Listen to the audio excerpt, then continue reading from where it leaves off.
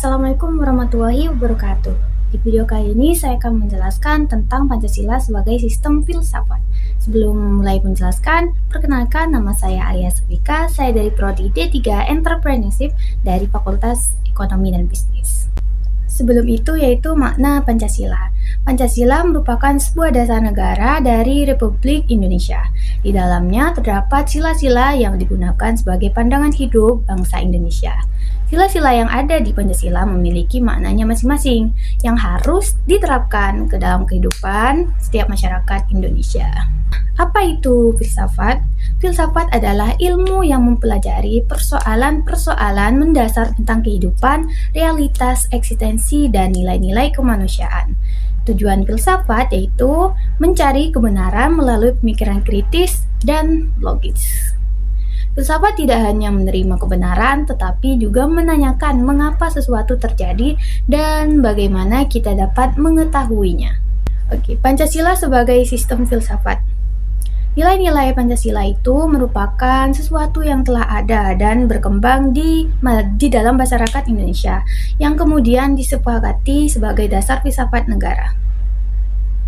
Sistem filsafat yaitu satu bersifat koheren, artinya berhubungan satu sama lain secara runtut, tidak mengandung pernyataan yang saling bertentangan di dalamnya.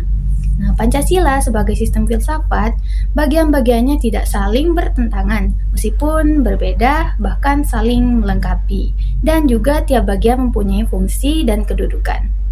Yang kedua, bersifat menyeluruh, yang artinya mencakup segala hal dan gejala yang terdapat kehidupan manusia. Nah, Pancasila sebagai filsafat hidup bangsa merupakan suatu pola yang dapat mewadahi semua kehidupan dan dinamika masyarakat di Indonesia. Yang ketiga, bersifat mendasar.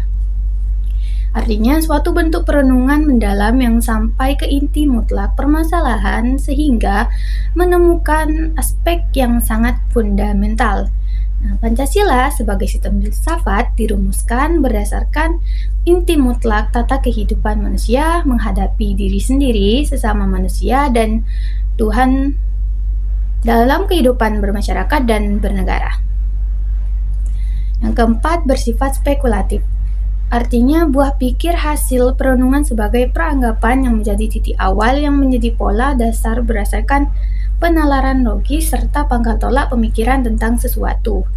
Pancasila sebagai dasar negara pada permulaannya merupakan buah pikir dari tokoh-tokoh kenegaraan sebagai suatu pola dasar yang kemudian kebenarannya dibuktikan melalui suatu diskusi dan dialog panjang dalam sidang BPUPKL.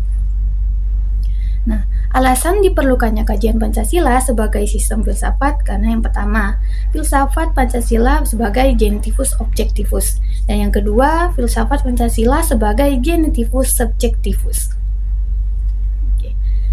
Filsafat Pancasila sebagai genitivus objektivus dan genitivus subjektivus.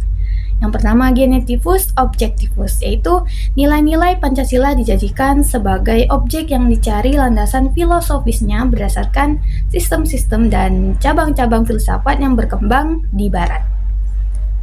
Dan yang kedua yaitu genitivus subjektivus, yaitu nilai-nilai Pancasila dipergunakan untuk mengkritisi berbagai aliran filsafat yang berkembang, baik itu untuk menemukan hal-hal yang sesuai dengan nilai-nilai Pancasila maupun untuk melihat nilai-nilai yang tidak sesuai dengan nilai-nilai Pancasila.